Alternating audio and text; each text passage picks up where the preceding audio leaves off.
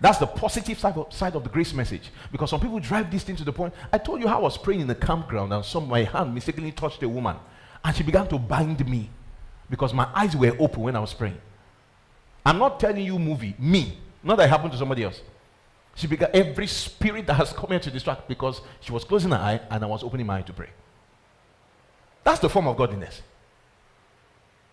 False piety. That's what it means in the Greek. So some people have that false piety, and even with us, when we see a lady that doesn't wear earrings, like I was saying, wear a turban, we automatically just think spiritual. Why? When she can actually be very carnal. Very carnal.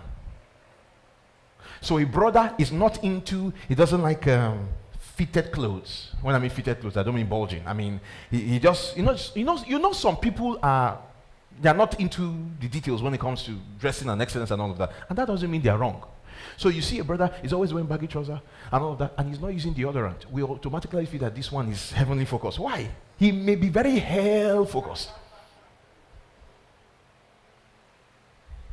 So even us who feel we know the truth, in our mind there's that programming that when somebody has this form, that's what Paul was dealing with here. That means this person is very spiritual, this person is communing with God. Why do you think that? Now people don't brush their teeth and they tell you, well, I've been praying for 4 days, and you open your mouth and there's a stench, and somehow we attribute that to spirituality.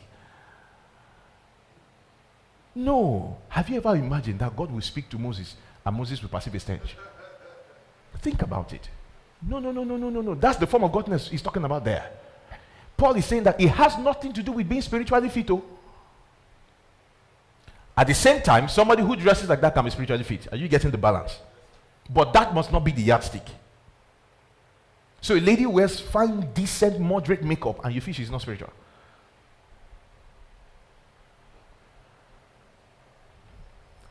A lady was dressing to go out, married, and the husband said, "Why are you dressing up like this? Who are you dressing for?" There's a problem with his thinking. Yes, primarily, she should dress for him. But that doesn't mean that she should not look good going out ordinarily. Are you getting what I'm saying? So there's a form of godliness. And Paul is saying that form is wrong. Because when the rubber hits the road, you observe that those people have no power. So, if you are going to be spiritually fit, Samuel fell for this trap. He saw Eliab, and he made a very costly mistake, but God showed him mercy in the prophetic. He said, surely the Lord's anointed is before him, just because of the physique. That's the form.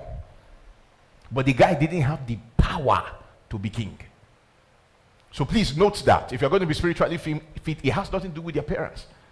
Oh, it has nothing to do with your appearance. You know, I've never said this before. Should I say it? Can I have a witness in the spirit? If I should. Some people will just speak it up in the spirit. Why, you guys are dealing with me here. I'm sweating. Put this thing on. Put this thing on. Praise God. So look here. Who will give me a witness in the spirit?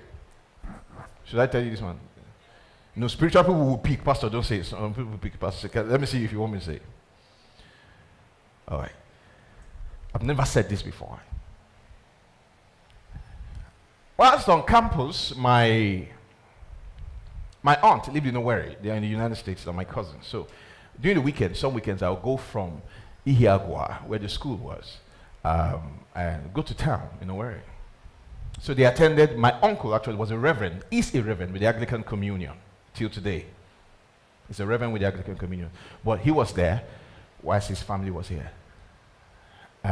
So I followed them to church. That was the church I told you that I came out when the priest was supposed to come back with the cross.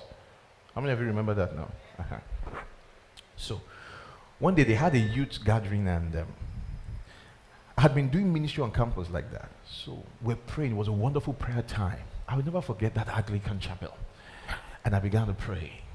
It was a wonderful time. So, I didn't know that when I started praying, I held my tummy like this. For over an hour, I was there. I didn't know a lady was looking